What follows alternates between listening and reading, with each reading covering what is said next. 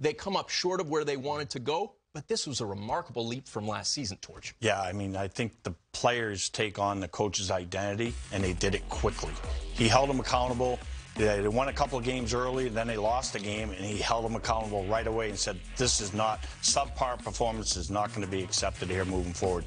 I think what he did with the players, you know, Besser, Miller, Hughes, had all tremendous years, improvements, and then, you know, picking up Zadorov and Soucy, playing a physical part, playing their role. I think he put them all into their identity roles, and they played up to that all the way through. And the depth players got some big goals. You know, you had Höglander, Garland. I mean, it was incredible how they played. Joshua. I mean, third-string goalie. Everybody improved. And like we said, you watch the playoffs, and guess what? You can evaluate your team in the playoffs. They certainly found out they have another good goalie. Arturs Silovs. What a story he was. Connie, when you think about the leap the Canucks made from last year to this year and Tocchet's place in it, he certainly belongs in the Jack Adams discussion. Oh, I think he's probably going to win the Jack Adams. You're absolutely right, Tony. The amazing thing, too, is that they didn't score a lot more goals, but they almost shaved a goal per game off their goals against average. And that's what Rick Tocchet's all about, playing defensive hockey. And we saw it in the playoffs, too. Unfortunately, they were without Brock Besser, one of their top goal scorers from this year, and they just needed some more goals. I don't know what happened to Peter Pettersson.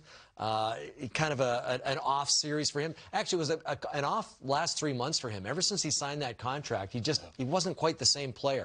And, you know, here's a guy who's dynamic, and he can do it all, especially with the puck on his stick. But it was just, that was the kind of series it was for him. Things just weren't going right. I thought he had a pretty good Game 7, but again, no goals, no points in that last game. And that's, you know, they were one goal shy of going to an overtime and possibly on to the Western Conference Finals. Yeah, and here's his scoring chances in the slot shots. I mean, he only had 3 shot attempts through there, and then 2. I mean, that's not a lot for a 40-goal scorer. You have to learn to play in the paint, as we say, in the scoring areas, and you got to be comfortable in those situations, which is Tocchet's mantra, right? Be comfortable in the chaos and be able to play when the pressure's on. And, you know, these are little areas. He'll improve. That was his first playoff. So these are little things that happen for young players they have to adapt to.